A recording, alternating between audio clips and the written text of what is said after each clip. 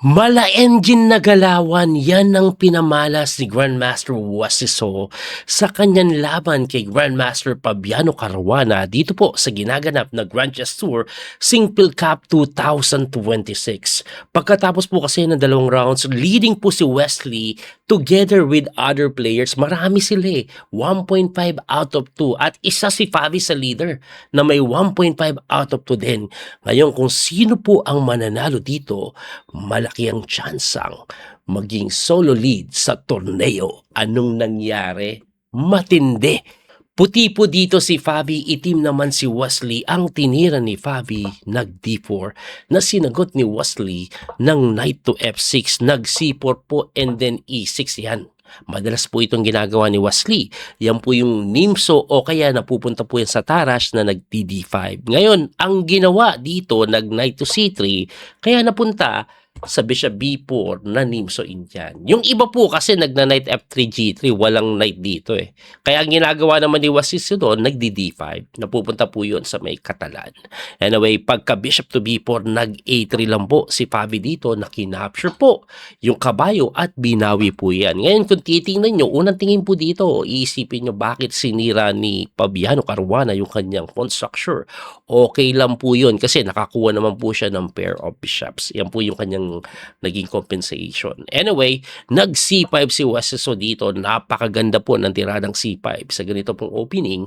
Ang idea po niyan, libre po yung pawn pero magkakaroon bigla yung white ng triple isolated pawn na maaring maatake naman later on. Kaya nga po hindi po tinitakes yung pawn sa C5. Ang ginagawa po diyang kadalasan nag-E3 pero ito pong si Fabiano Caruana mas pinili niya po yung F3 na tinatawag nilang Nimso Indian Defense na Siamese Paration.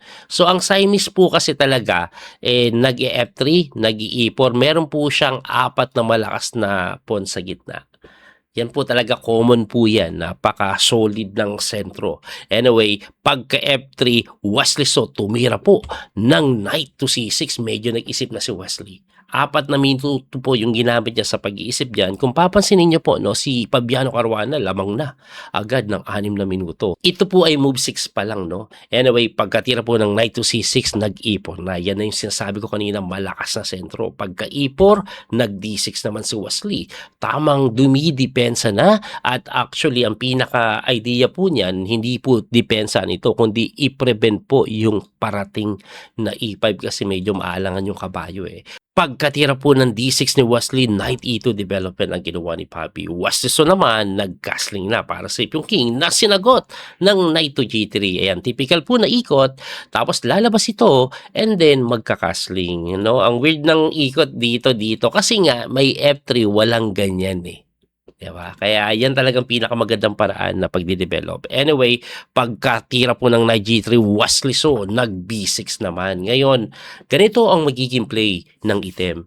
Dahil po medyo hindi maganda yung pawn structure dito, ang common play na ginagawa is nagbi-bishop to A6, nagna-knight to A5, and then nagro-rook to C8 to give pressure dyan sa pawn na yan.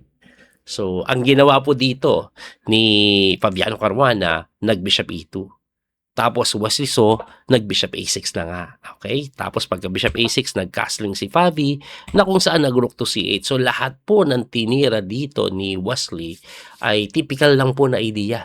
So ang pinakaplano, i-take advantage po ang C-file. Ang ginawa naman po ni Fabi dito, siya po ay tumira ng F4 ayun. Talagang aatake ng husto. So parang sinasabi dito ni Fabi, bahala ka dyan sa C-file. Dito ako maglalaro sa may bandang gitna. Pag nabuksan kasi yan, ay tulak yung pawn, may pin na ganon, may ganon, malakas ang magiging atake ng puti. Eto naman pong si Wesley, abay wala din pakialam Tinuloy yung plano niya. Nag-capture lang, pawn takes of course, and then knight to A5. Ayan, kinapture niya muna, binuksan niya para solid na po ang tama dito sa C4. At kung makikita nyo nga, ilan ang umatake? 1, 2, 3. Ilan ang dumidepensa? 1. So, ibig sabihin, kahit dagdagan mo pa ng depensa yan later on, talagang bibigay na yan. Ngayon, bakit po ginawa ni Fabiano Caruana yan? Hindi niya ba nakita yung ganyang idea? Nakita niya po. Lahat po yan ay linya pa rin pala. Nangyari na yan before at ang ginawa, F5. Anong intensyon ng F5? Aba, magpipin. Binibigay lang po yung C4 na kung saan pag kinapture mo, walang pakialam ang puti dyan dahil mag-bishop to G5 and then magna-knight to H5. Ganyan po mga gagawin. Pawn takes, mabubuksan to. Talagang maalangan yung king mo. No? Pero sabi ni Wesley, yan pala yung plano mo ha. Tirahan nga kita ng tinatawag na nobility. Kasi for the first time, nangyari sa laro yung tirang pinawala ni Wesley na kung saan age 6 lang. Number 1 engine move. Ang kadalasan po kasing ginagawa, tinex po yan eh. No? Pero Wesley So, sabi niya, mamaya na natin titikman yan. No? Nandyan lang yan, wait ka lang, i-prevent ko muna yung pin mo dito. Kaya nga po, napakaganda ng age 6 na sinagot ni Fabi ng E5. Ayun, umaatake na talaga. No? At pagka E5, sabi ni Wesley, aba, since nag-E5 ka na, inatake mo yung aking kabayo, kainin ko na yan.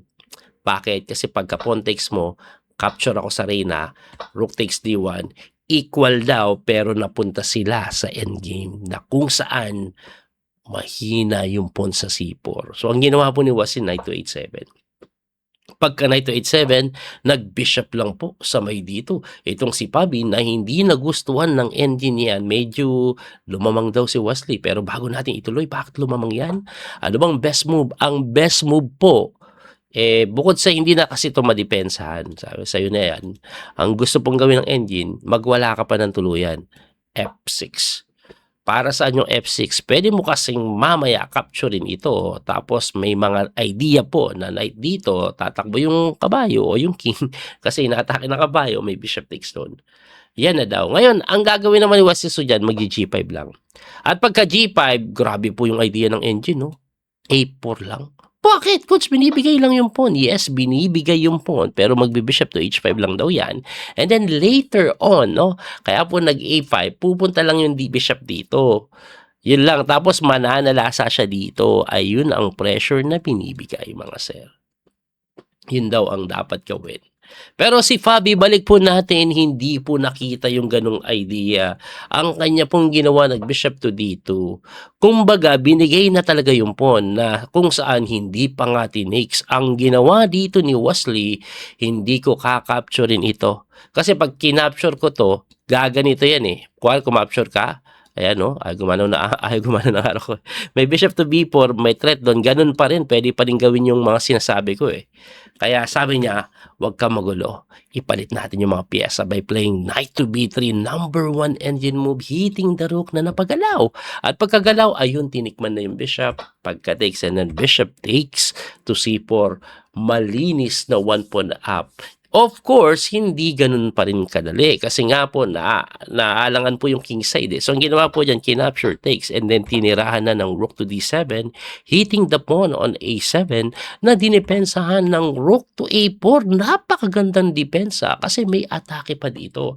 At ang matindi, eto, tingnan nyo yung oras. Kung kanina sa simula lamang si Fabi dahil preparado siya, ngayon po lamang na si Wesley ng 40 minuto. Ayan po ang kanyang kalamangan sa oras. This is move 22 pa lang. No? May additional silang 30 minutes sa move 40. So, ang haba pa ng tirahan. Anyway, pagka rook A4, hinamon. Sabi ni Wesley, teka lang sir, bakit binigay mo yung pawn? Hindi kainin ko yan. Libre. Balik po tayo ng konti Ang best move po, sabi ng engine, ikainin to. Pero kahit daw po itira niya yan, yan yung best move, winning talaga ang black. Grabe ka lamang na pala to. So, ang ginawa, nag-rook B4, bakit ginawa yun ni Fabi? Nagpagbigay pa rin sa sumobra ng dami. Kasi may counterplay pala yan. Rook lang sa may G4. Ang idea niya, pag kinapture mo yung pawn, may pressure agad. No? Yan ang pinaka-idea niya eh. Ngayon, syempre, hindi kakainin ni Wesley. Ang ginawa niya, tsumike. Tapos pagkaangat, nag-rook lang po doon, no? Sinadya yan kasi ang gustong mangyari pag kinapture to, capture with a check. So, ibig sabihin, wala pang threat dito kasi yun po yung isa sa threat eh. Kaya chinek muna bago pumunta ng rook to e5, no? Tamang tempo lang, no? Anyway, pagkatira po ng rook to e5, nag-G or nag-F6 lang attacking the G pawn na tinulak na. At ito pong pawn medyo naaalangan, mukhang babagsak. So ang ginawa po dyan, dumipensa na kung saan ayun inactivate na yung kanyang toring isa. Ang idea pa niyan, binibigyan niya po ng square yung kabayo. Pwede dito, ganun. Talaga mananalasa na. So, ang ginawa po is nag-H4 na lang, nag-knight na nga po sa F8, tumakbo yung tore, nag-knight na nga po sa may G6, kinapture takes, hindi pa pala tinix eh, no? Chumek muna, akala ko tinix eh. At pagka-check, nag-king move, and then, ayun, no? Talagang nanalasa na ng ganun. Anong meron, coach? Ba't pinapa-counter pa ng ganyan? Ito kasi tapos na po ang labada.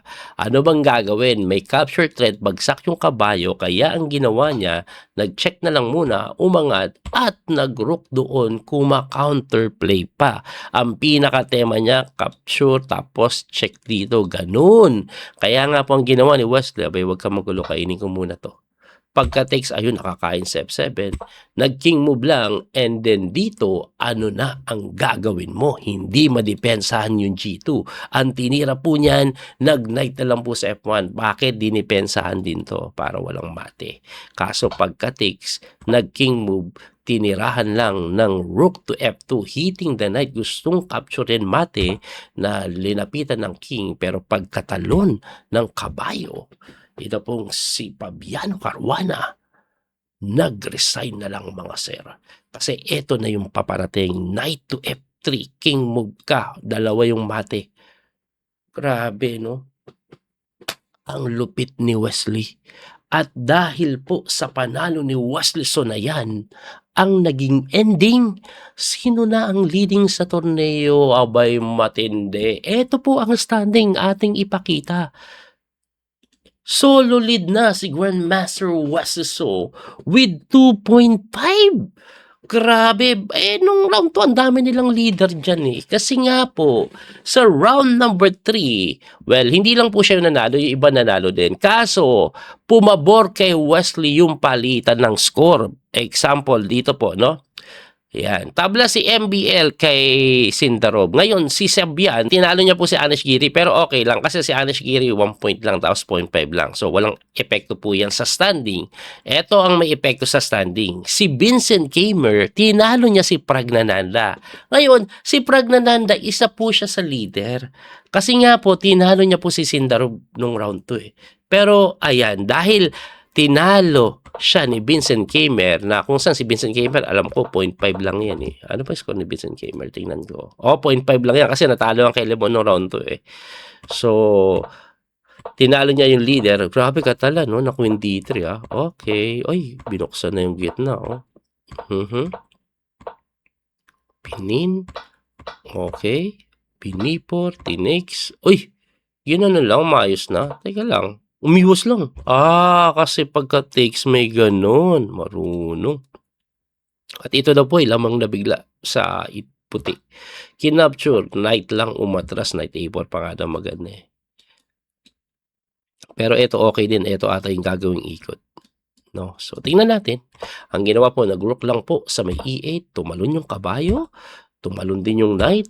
At tumalon para matihin. Ang nakakapagtaka dyan, guys, libre po yan. No, libre yung pawn. Kaso may mga idea po yan. Discovery, mamaya, pwedeng sakmalin yung mga pawn eh. So, ang ginawa is, nag-knight to F8 to defend the mate. Nag-bishop to F1. Hinahataw po yung kanyang kabayo doon. Ang ganda ng bishop F1 kasi wala nang ginagawa to dito eh. Lipat ka na. Pwede ka din dito siguro. May pressure pa doon, no? Hindi makagalaw yung knight. So, ang ginawa po, nag-knight to A3. Pwede pala pumasok doon. Kaso, kinembutan lang ng hari. Kinapture, rook takes, and then bumalik yung kabayo. Nag-ikot din yung kanyang kabayo. Binantayan yung pawn dito. Teka lang, equal lang daw to ah. Pagdating sa oras, 22 minutes si Kamer, 17 si Frag, pumasok, dumipensa. Ayan, dumoble ng Rina, nag-open file, umatake, pinalit lang. Okay, equal pa rin. Pinalit yung Tore, hindi pinansin. Nag-knight, bumalik, wala nang ginagawa daw doon. Okay, pumalit yung Bishop, yun ang maganda. Kasi Bishop po mas malakas o mas magandang ipalit. Sabi naman ni Prag, malakas nga yung Bishop eh. Kaya ayoko pong ipalit yan, umatras lang. And then bumalik din, kinapture yung torre, binawi ng reyna, at umangat lang po yung queen, binantayan po yung mga square, no? At hindi lang yun, may mga idea pa siya na pwedeng gumalaw ito mamaya, may threat po siya doon, dito po siguro mas maganda. Ewan ko kung saan mas maganda, pero pwedeng gumalaw yan eh. Anyway, nag-H5 lang, equal pa rin, H6 pinirevent na yung kanyang panggugulo, nag-G4, ayun, umatake sa may king side, no? Umatake sa king side. Alright, magmamaneuver, going to knight to c6, tinuloy yung atake, nagpalit, ayaw niya ng palit ngayon. Siyempre, siya naman ngayon ang medyo nag-iinarte ng palit dahil siya po yung umatake sa may queen side or king side. Mas madaling umatake pag may pyesa ka. Ang matindi dito, pareho sila time pressure na move 36. Less than 10 minutes na lang sila pareho. So, kinapture po, binawi na kabayo, tumalon yung kabayo, yun, mali. Mali daw. Ang tamang tira daw, bishop e7. Only way to continue, kailangan mo daw itong patayin. Kasi pagkatira po nito, nakaganon. Ngayon, kahit mag-bishop to e7 ka, ang bilis ng dating ng reyna. Oh. Grabe, no? Anong diferensya? Kuwari, pumunta dito, ipakita ko lang yung diferensya, no? Kahit ako hindi ko maintindihan eh. Ay, pusang gala, hindi pala makagalaw, no? Kasi may kain dito. Yung pala yun. Hindi pala makagalaw yung knight. Kasi nung gumalaw, nakagalaw. Yung pala yun, no? O, balik natin doon. So, gumanon nga, edi nakagalaw tuloy. Ang idea para saan? Wala, hindi naman nakapasok yung kabayo. Nag-knight d7, queen to g4. Ayun na, nakakatakot na yung position, guys. O, gumanon yung reyna, queen to f4, hitting the f6, f7, in f6. Okay. Ayun na, 1 pawn down. Well, may counterplay sa may b3. Kaso, mukhang alanganin na yung king eh. Ayan, no? Ayan, no? Alanganin na talaga yung king. Chumek, umangat lang. O, hinamon. Pero, pum, padabim bum bam. Yari. Yari, bigla. Ubosh. Kasi pagka king mo, wala na. Kakainin lang, kain. Boom! Walang nangyari. Siguro, nilawan ni Bobby dahil akala niya may pass pawn, pero pagkatira po doon, nag-knight, wala umatake lang, oh. Binigay lang yung bishop. Ngayon, bakit po binibigay ito? Kahit po itulak mo kasi yan, bishop takes, tapos titiran lang po yan ng mga knight dito, mamatihin kang ganon. Kaya nga po umatras agad, bago pa tangkaing matihin. Pero sabi ni Bobby, ay ni Vincent Gamer, wag kang magulo, knight e7 pa rin ako, kahit kainin mo kasi yan, mati ka pa rin, boy. O, ang ginawa, kinain, checkmate. Yun na nga po ang nangyari. Buisit. Grabe, na pinamati lang ni Prag yun. Grabe. Anyway, ayun na nga po, leading si Wesley dahil po sa ganyang pangyayari. Yung other bakbakan, nauwi pa rin sa table. Natabla po si Banpores laban kay Lebon. Grabe si Wesley. Alam niyo ba dahil po sa panalo ni Wesley na yan kay Fabiano Caruana, kung titingnan po natin ang live rating ngayon, ayan po, oh, ayan, oh. Number 4 na si Wesley sa world. Number 4 na. Kasi number 6 lang siya eh. Pero ngayon, 4 na siya. Grabe, pag tuloy-tuloy panalo, madidepend niya yung kanyang title. Tapos, malamang sa malamang, very good na yun. Anyway, yan po ang nangyari for round number 3. Sa susunod na bakbakan, kalaban naman ni Wesley. Sino ang kalaban niya? Tingnan natin na. Levon Aronian, Black si Wesley. Oh, yun ang next round. Anyway, abangan po natin yun. Hindi ako makapag-live kasi masyadong late eh. Dami kong trabaho kasi. Nagsisimula yung live kasi alauna ng madaling araw sa Pilipinas. Hindi ako makapag-live kasi may turo ko na umaga. Naglalaro sa torneo ibang estudyante sa Singapore sa age group doon. Anyway, abangan nyo po yung mga susunod nating video. Suportahan nyo din po yung ating Biyaheron Chess Coach application. I-download nyo lang po sa my Play Store at abangan nyo po sa iOS. Yun po yung ginagawa namin na yun na hoping na this August, bago matapos yung August is ma-i-deploy na namin. Marami pong ulit salamat sa support. Don't forget to like and share, follow and subscribe. God bless po mga kabiyahe. Bye-bye. Thank you ulit. That little mouse, 'cause I'm an albatross.